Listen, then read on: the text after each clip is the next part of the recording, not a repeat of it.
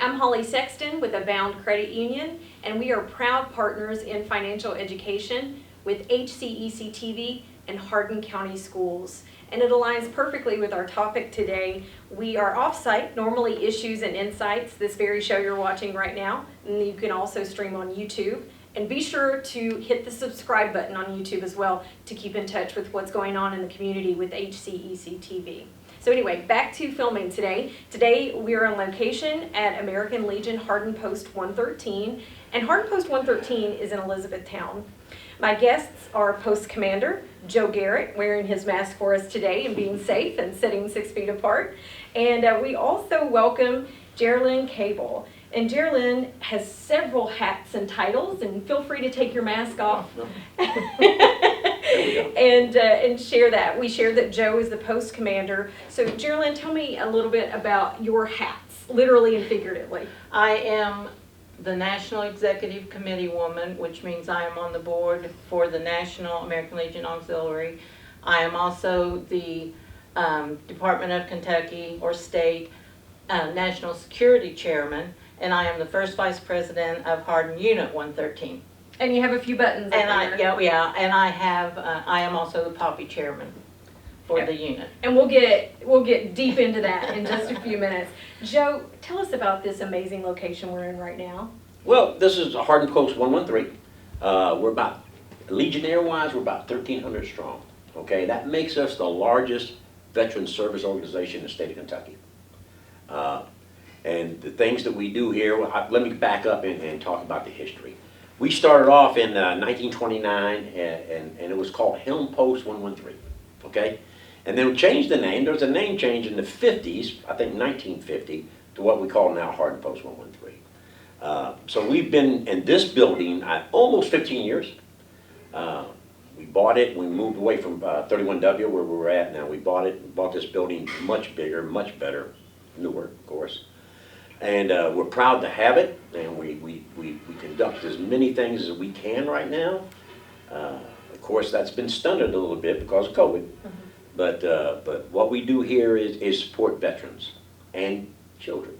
And that's the mission component I was going to ask you about. What is your mission? And we'll get into the details of that. But overall, what is your mission? Well, as the nation's largest veteran service organization, we're committed to mentoring youth. We sponsor wholesome programs for our communities, advocating patriotism, of course, and honor and promoting strong national security, and continued devotion to our fellow service members and our veterans. That's what we do here. You do here and on post as well. So how are you supporting units on Fort Knox? I like to say no unit gets to come in or leave Fort Knox unless we're there to either welcome them or send them off. Now, we've been pretty good at that, and Fort Knox has been great letting us do this. COVID's changed some things. Sure. But we have a workaround. And we just had a unit of 800 leave Fort Knox. And what we did, thanks to our sponsor, Houchins Industry, because they've helped us out a lot, we had 800 bags of sundry items of hygiene and sodas and Gatorade, and you name it, 800 people. We put it on trailers, we delivered it to a central location at Fort Knox where they took it away from us and gave it to those soldiers. Now, of course, we couldn't shake their hands like we normally do, but it's fulfilling to know that we didn't skip a beat. We didn't skip a beat here. We still had a workaround, and we're going to honor those veterans, especially the service members who have to rotate so much in and out. So, and we're proud of what we do. And Geraldine, you're shaking your head. What's that experience like for you when you get to be there? It is so emotional, and we hug something, of course that's all gone by the wayside. But I mean, it's so nice we hand out, as the auxiliary, we hand out pocket flags, and we had one young soldier actually brought it back to us and showed us that he took it and asked if he could give it to his brother or sister, I forget which one, but it's just to see them and watch them come home, and the families and the signs and the daddy, running to daddy.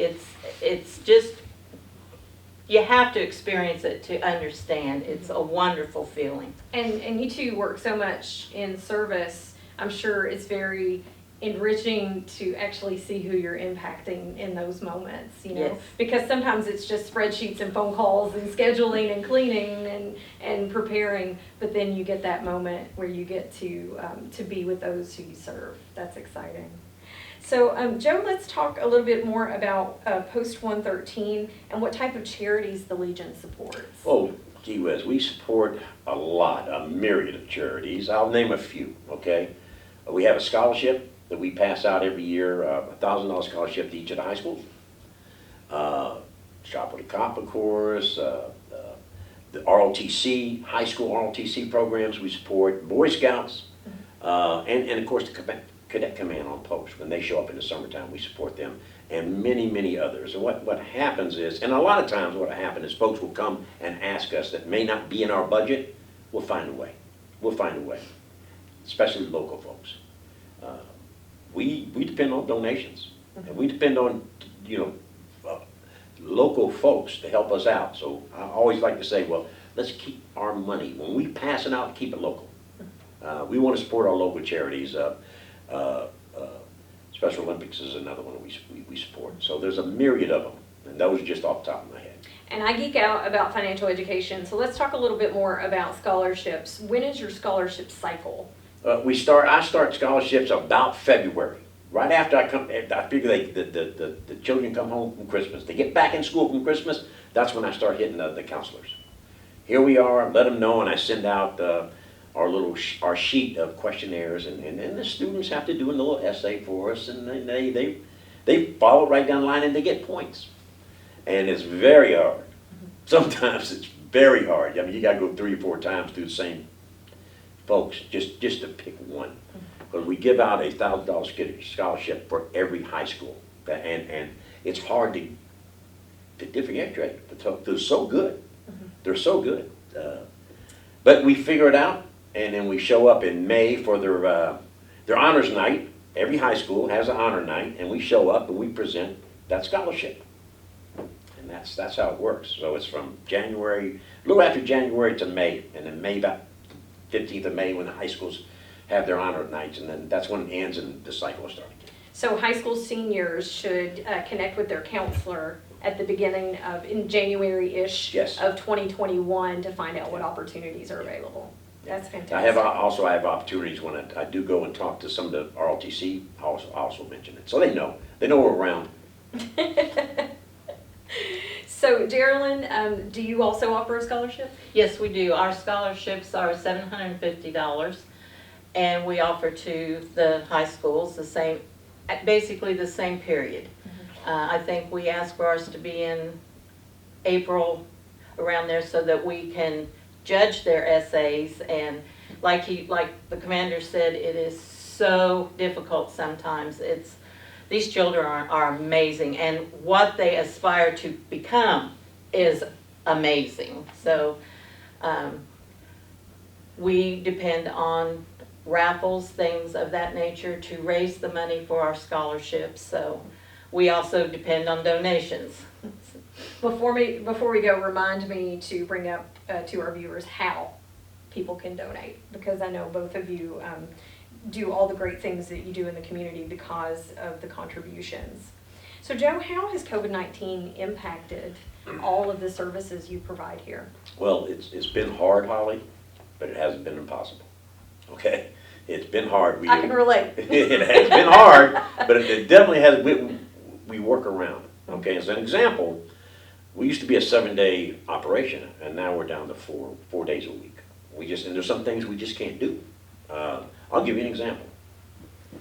In our big ballroom out there, we have bingo. We used to have bingo 3 days a week, Wednesday, Friday, and Sunday. Well, we cut out Sunday because we're not going to be open on Sunday or Monday or Tuesday now. We've cut these out, and the reason we cut it out because, like I said, I have a fiduciary responsibility to make sure at the end of this, and we will come out the end of this, that we're still a viable organization. And so we have to cut where we have to cut. But an example, I'll give you an example of how it changed us. Bingo. I have a ballroom in here here, the fire marshal says I can have 300 people in. Well, the rules now are down to 50. So you take that to 150, okay? Now, start drawing 6-foot circles around each person that comes in, you're down to 56. So that's what happens to us, okay? You've been doing some math out there. Hey, yeah, I have been doing some math. When you walk in here, now, let me back up and say, if you're over 65 and you have an underlying condition, you are very susceptible to COVID-19. Most of the folks that come in here can check one of those 2 boxes. So we're very sensitive to what we do in here. Distancing, when you walk in our doors, the first thing you'll do is you'll have a mask on. Second thing you are, somebody will be at that door and take your temperature. Okay. Write your name down and the time you came in and your temperature. That's contact tracing, just in case. Nothing's happened so far, thank goodness. But that's what it's changed. You'll come in, you'll sit down. Once you get to your table, you can take your mask off. But if you get back up again and you go to any common area, to the restroom or anything, that mask comes back on until you sit back down again. And the reason is because we're sensitive to our people. We don't want any of our people, and so far it hasn't happened. None of our people can get sick. What Thank about goodness. events? We've canceled a lot of them, okay? I'll give you an example. Memorial Day. A lot of events on Memorial Day got canceled. But what I did here, is me and Geraldine, my Poppy Princess, we had one at the park, at the nature park, virtual. And I didn't invite anybody. I had the mayor there and our guest speaker, but I didn't invite anybody. People still showed up. They knew, and they stood, because I'd make sure there wasn't any chairs out. Yeah. Because I didn't want anybody gathering. Sure. But people still showed up. And the only reason I did it, I didn't want to be the person that canceled 65 straight years of doing that Memorial Day ceremony. It's I don't want to be important. that guy. It's I don't want to be that guy. So, yeah, way to do it responsibly. But that's what we had to do. We did it virtually. Then we sent it out to everybody, you know. So that's some of the things that we've changed around here. We've had to cancel anything that dances. We cancel, you know. And you thrive on events. We do thrive on events. So none of that's working for us right now. But it's okay. It's okay. We will get through this. And at the end of it, we'll come out and we'll still be here. We'll still be viable. Hardin Post 113. I don't want to just talk about the Post, and I want to talk about the family members of the Post. We have Geraldine here represents the auxiliary. I would tell you that nothing gets done here. Nothing gets done here without the auxiliary helping. They've got their own hallway, by the way. I would and tell they you. should. There's like a wall of leadership for I would tell the you auxiliary. that the I love auxiliary, what I always tell them, the auxiliary does a lot of heavy lifting. Heavy lifting around here. They're in everything we do. We also have the Sons of the American Legion that help us out tremendously. And of course, the American Legion Riders. Some ways we've cut corners is we don't have a yard service anymore. Our volunteers do it. They just cut bread, they bring the lawnmowers and they do it. And that saved us money. So we're doing things like that just so at the end of this, and I do believe we'll come out at the end of this, we're still a viable organization, still here supporting soldiers and their families. Sure. But when we aren't in a pandemic, people can hold charity events here. I've been to Casa of the Heartland, has held dances here. We've had a great time.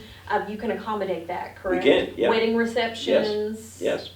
We do all of it, and we have our own kitchen, of course. We can cater. Okay. But right now, our kitchen is sort of closed, except on some Fridays we will try to have a fish fry or a chicken fry, just on that Friday. But that's what we had to do to get through this.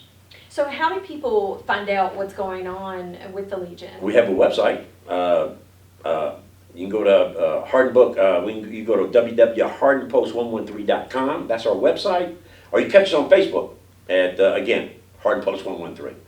And everything that we do is on that site, on one of those 2 sites. And how do people make donations? Well, they can donate us. A lot of times, just send us checks. Just in the mail, I get them. I get nice checks from people. We're thankful for what you folks do. And oh, by the way, here's X amount of dollars. And I make sure that I send them a letter, Yes. thanking them, and oh, by the way, thank you for this kind of money, and use this for your tax write-off. Oh, I was gonna say, is there a 501c3 That's exactly what I did, notification in there yeah, too? Okay, fantastic. I love that. And people can visit your website, as you mentioned. What's your mailing address? We are at Hardin Post 113, 1251 Ring Road, 1251, Yeah. right by Menards. right? Across from Across from yeah. Menards, that's right. So I have a hard time not saying that like a pirate, just saying. So Menards, it's good stuff. Cut that out. This is children's television. No, just kidding. We can talk like a pirate. We talk like a pirate, Dave. It's good to have fun, and we do have fun here at the Legion. I've been to several events, as I mentioned, and it does take the support of the auxiliary. So, Geraldine, what is the mission overall of the auxiliary? Okay, if you don't mind, I'm going to kind of read what our Read right mission along. is. You're fine. In the spirit of service, not self, the mission of the American Legion Auxiliary is to support the American Legion and to honor the sacrifice of those who serve by enhancing the lives of our veterans, military, and their families, both at home and abroad. For God and country, we advocate for veterans, educate our youth, promote patriotism, good citizenship, peace, and security. We're a community of volunteers serving veterans, military, and their families. Way better than I could have said it. So thank you for outlining that. Now, who's your typical member or who can be a member of the auxiliary? Once again, I have to refer to my notes, I'm so sorry. But it's grandmothers, mothers, sisters, spouses now, and direct and adopted female descendants of members of the American Legion and all men and women who served in either of the following periods: April 6, 1917 to November 11, 1918, and any time after December 7, 1941. Do you ever have any issues proving that, sort of like a DAR, that type of thing? Not Lineage? too often. Once in a while you might have to dig a little deeper to get, to find that evidence, especially if they're deceased. But as a rule, no, we don't. What about dues? Our dues are $25 a year, and right now till October 31st, we are offering, if you join now, we give you $1 off our monthly breakfast. Way to plug there. Good job. That's one of our fundraisers. That's one of our ways we can still raise a little money for our scholarships and our programs. So as far as scholarship management goes, is it very similar? Do you contact local counselors, Yes. high school counselors? Yes. Okay, fantastic. And do you have a website or a way for people to contact as well? I don't think we have a website right now that I'm aware of, but I'm not too computer savvy. But if you go on the American Legion website, our information is usually on there. Okay. Or we can just get a hold of Joe. Yeah. Just so you know. So let's talk about emergency funds. That's one of the initiatives for the auxiliary. How does that work, and who does it benefit? We have the Auxiliary Emergency Fund, and it benefits if you've been, as life changes really quickly, and we benefit someone who maybe has been through a flood or their house has caught on fire, or many just floods, and you have to be a member in good standing for 2 years to apply for this grant. Got it. It's a grant. It's sort of, yeah, I believe it's $2,500 that you Which can significantly help someone in an emergency. So am I missing anything there? As Joe mentioned and gave your team credit, and it's true, you do a lot of heavy lifting. What do members tell you they get out of service when it comes to the post?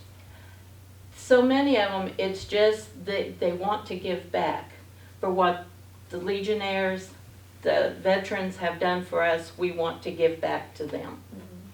So that is what I hear the most. And if this organization is like most in our community, you're looking for young blood. Yes. You're looking for new members. And so are there leadership roles, or is there mentoring available to those who say are young professionals to come aboard? Yes. Fantastic. So what would that look like? It just depends on, I just had a young lady ask me about our children and youth program and our education program. She was interested in learning how to become a chairman for that program, those programs. So we have a national website that tells you everything you need to know about all of our programs. And I refer them to that and then have them come back to whoever that particular leader would be and go from there. So for the Hardin County Educational TV audience, this is perfect for you to connect right now, what are some opportunities for children and youth when it comes to the auxiliary? Well, you're asking me, the ones I... Like a poster contest, for instance. Oh, yes, we have a Poppy poster contest, and actually we just had 4 students who won the unit level. They went on and won state level. They won national level, and one actually took overall best poster for the Southern Division of the American Legion Auxiliary. Quite an honor. That's awesome. And we also have an Americanism essay contest. And we did have a young lady who, she didn't win national, but she placed in national. So she won from unit to state to national. So we have some exceptional young youth. Excuse me, I can't talk today. That's all right. And so we encourage, we will be putting out the information on these contests probably around January, February. Okay, excellent. And we would love to see a lot of posters and essays come in. Well, to wrap things up, what would you share with our viewers, the heart of the matter with service? Why do you do it? Are you talking to me, Holly? I'll talk to you. Okay. But also, yeah, I'd like to know, Geraldine, why do you do it? I do it. My husband is retired military. My mother was a World War II veteran. My father was a World War II veteran. All my aunts and uncles. And I just kind of grew up in the American Legion. So I do it because I too want to give back. I go to Washington, D.C. in February, where we go and talk to the congressmen and the senators and advocate for our veterans. And it's just my way of life. Yeah, it's in your... It is. It's in my blood, I think. It's in your blood. Fantastic. Well, thank you for that. All right, Joe, you're up. Why do you take on the responsibilities of being a commander? Well, and it's a lot of work. It is a lot It's of a lot of work. But I spent 26 years in the military. I'm a Vietnam veteran. And I've had a couple other careers after that. I'm in my 70s now, so I've had a couple other careers after I retired. And I wasn't always a member of the American Legion.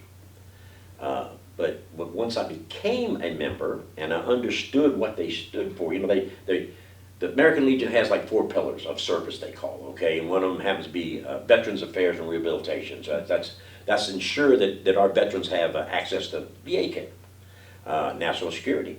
We support a strong national defense and Americanism. And that's all about the flag program. Okay, we have a flag program ongoing that we like to teach the school children. I think I've seen that out at Freeman Lake Park. Is that correct? I don't know. Okay, I think maybe the Boy Scouts have something that's similar to taking care of the flag and disposing of a flag. Yes, and they do that here sometimes. Oh, good. Yeah, okay. We have a box out back that we collect old flags. And the last one, of course, is children and youth, and that's all about family integrity. And those are the 4 pillars that sort of props us up. And bottom line is this. I do it because I wanted to be part of something bigger than myself. Basically, just what I do here fulfills me, and I know no matter what I've done, I shrink in comparison to what the American Legion does. Yeah. There you have it. Well, thank you for your service, and thank you both for your time today. And one last time, how can people get in touch with you? Again, the post is right here, right across the Ring Road, across from, what'd you say? Menards. Menards. I'm going to be famous for that. 1251 Ring Road. If you can call here at 270-737-9949. Okay? I think so. Yes, I got that right.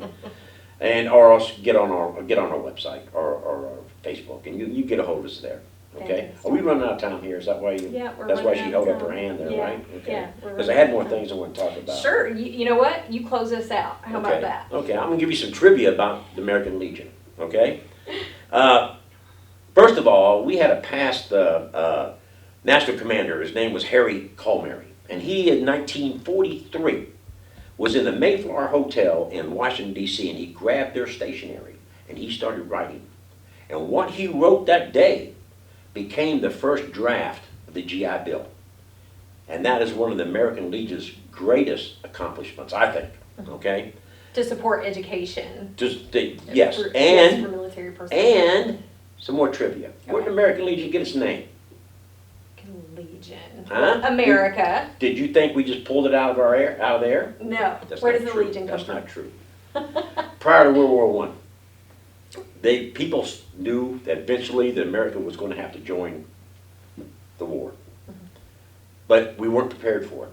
So some folks, and one of the persons in charge was turned out to be General Leonard Wood, from Leonard Wood, Missouri. Yeah. But they formed units of civilians in Plattsburgh, New York, to train in military style tactics. They were called the American Legion Incorporated. There's where the name came from. Ah. A lot of folks don't know that. I thought it was interesting. And it turned into supporting families. Yes, and that's until what you see today. What you see today. Well, we're thankful for the evolution. And thanks for the trivia. I always like some trivia. Well, viewers, I hope you were entertained. I hope you learned something today. And I hope that you check out American Legion online and on Facebook as well. And be sure to subscribe to HCEC-TV's YouTube channel for more about what's going on in your community. This is Issues and Insights. I'm Holly Sexton for HCEC-TV.